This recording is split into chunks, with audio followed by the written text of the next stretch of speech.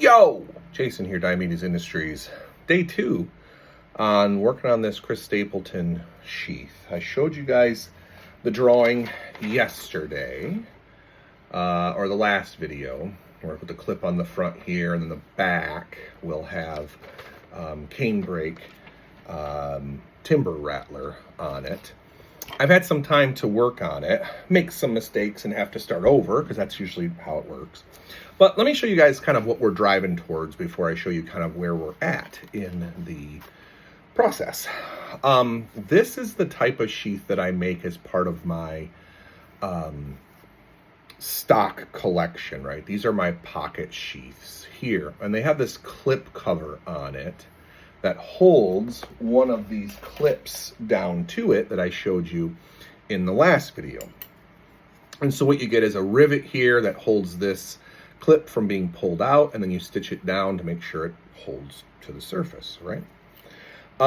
That's not the cleanest way to do it. It is one of the more efficient ways to do it, and it keeps prices down and no one minds as it's in your pocket.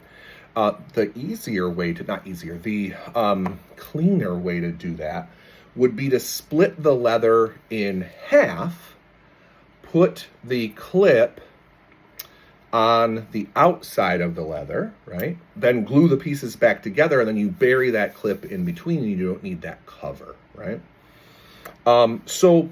That's also happens to be the way that you do an inlay, is you split the leather in half, and then you do the inlay of sheath. So let me show you how this all kind of lays out.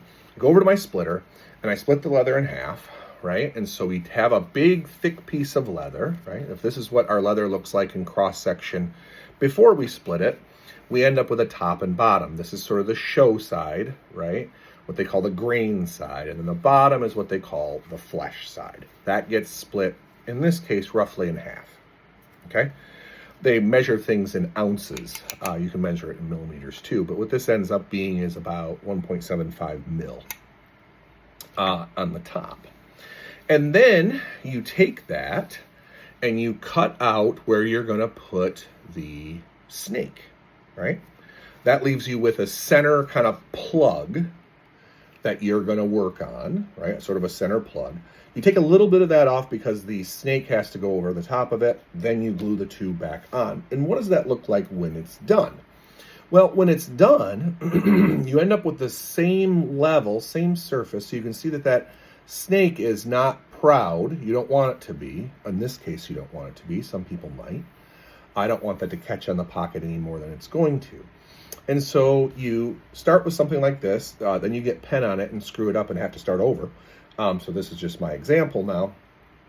You cut out the little shield there, you burnish the interior edges, you glue the plug down, you glue the snake over the top of that, then you put the top of this over it, then in this case I've stitched around it 1/8 of an inch hand stitch. Now, if you do that onto your two pieces of leather, then the stitching shows out the back and can be caught by the blade of the knife, and we don't want that. So I use a substrate called Salamander. It's just a bag material, very, very, very thin, and it machines and moves like leather does. I glue the plug to that, I stitch the top to that, then I glue down the bottom, and you end up with no stitches on the inside, okay? And I use a separate piece of leather, not this rough side. There's a couple of different theories. I really did think about this, right? And one of the reasons you would use rough out or the flesh side is because it's more grabby. You can hear that, right? As opposed to putting your hands over this part of it. It's more grabby. So if the knife is in there, it's going to be less likely to come out. But two things. One, I'm burying this knife. So if we look at our Sparrowhawk piece of plywood, because I'm not bougie enough to have cool stuff like my brother has, not better either. This is how it's going to stick out, right?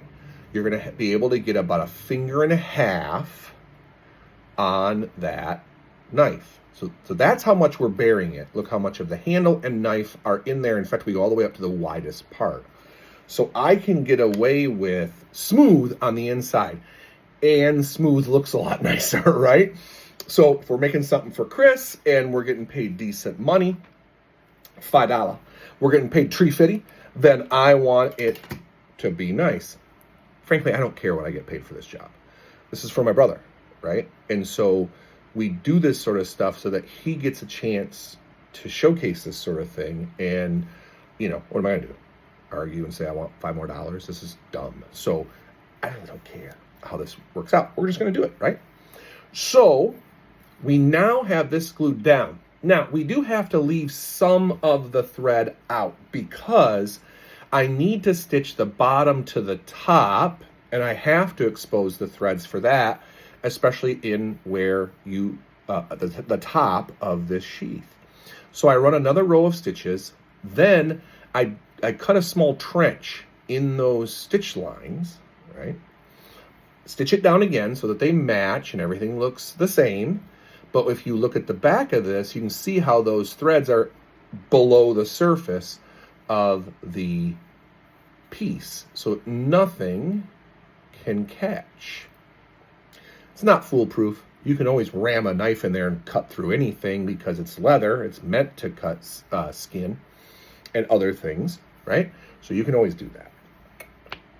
So the front is basically done. And holy shit, did this canebrake turn out to be just gorgeous. So what color did I decide on?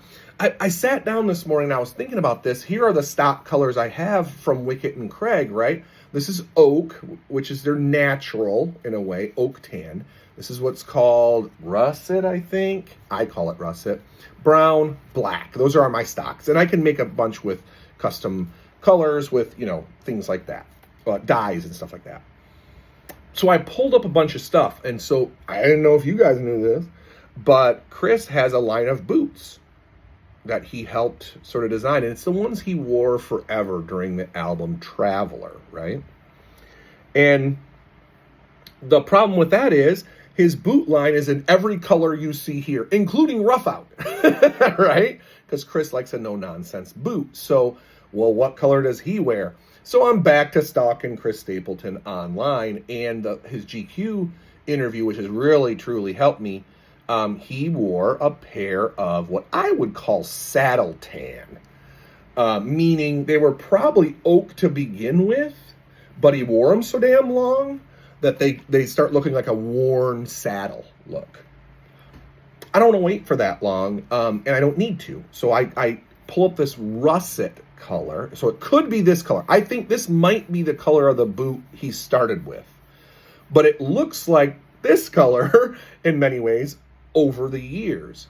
I don't know if he still wears those boots, but I know he chose that color at one point, and so I think that makes sense to choose that color.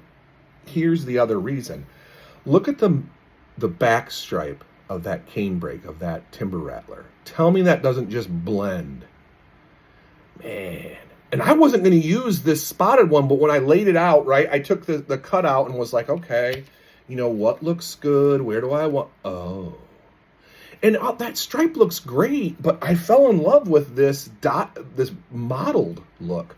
Now remember, I still have this one to make the other one out of, if I decide to do that. I'm not sure if I'm going to just yet.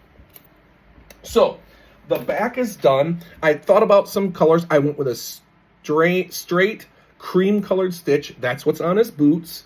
And then I lined the inside with really thin oak, right? So this ends up being about 4 mil thick, about 10 ounce, which is, it's a robust sheath. This should go down to his kids, right? As long as it's taken care of well. And the way it looks like he takes care of things, it's going to be taken care of well. So that is now our back, which is really the show side. That's what's kind of weird about this sheath. So what's the clip side look like? Now that's way easier, right? You take the thing like this, you punch a hole in it, you put the clip on it, you glue things together. So that was pretty simple. I put this crappy little logo on it here. Oh, I mean, my brother's logo on it here. I'm not going to put mine on it because it's his knife and it's his project. And I do this a lot for 51 Bravo. Again, 51bravo.com.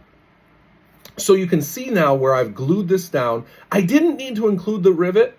My mentor used to not include the rivet. I like the rivet for security, so I included it, right? And so where I'm at now, the next step, now, oh, by the way, same oak backside here, right? And now the clip is protected, so when you slide the knife in, it never hits any of this metal. It's good to go, right? But I need to put the stitch, the top stitch, here, and then prepare it to be all glued together. But if you're paying attention to how knife sheaths work, there's something missing. It's called a welt.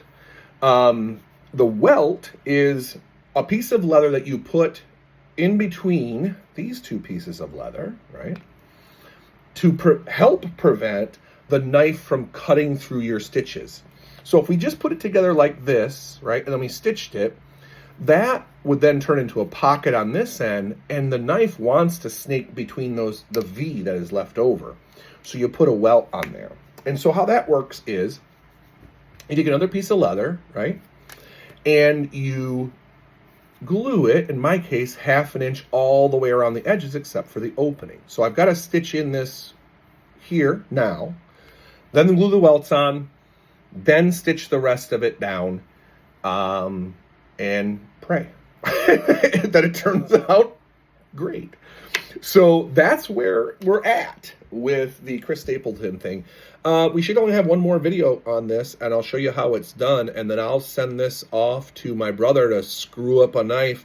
The good news is with his screwed up knives is that most of it gets hidden inside of my awesome looking sheath, and so it usually saves it. So I always tell him, let's do a deep carry to hide that piece of crap that you're going to put in there.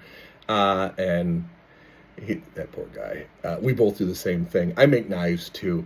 And one of our running jokes is I'll send him a picture and he goes, man, that looks amazing. That looks completely flushable. That looks like you could flush that turd right away. That's how brothers deal with each other, right? That's how it works. We even have a custom phrase. That looks hot, man. That looks septic dynamic instead of aerodynamic. Stupid. Anyway, come back for the last one. I'll show it to you. We'll get it mailed off. Again, I'll give you the link below to Sean's videos and his YouTube. Check out 51bravo.com if you want to order something like this on your own. If you wanted sort of a Chris Stapleton edition, I know he has more material to make a couple of more of these, and so this would be something that you could jump on and carry something. And then, you know, he could hire me out and I'd make a couple more sheets. I got a little bit more of that cane breaker. We could put some python in there or some, you know, a bunch of other stuff. So take a look at it. I will see you guys next time. Peace!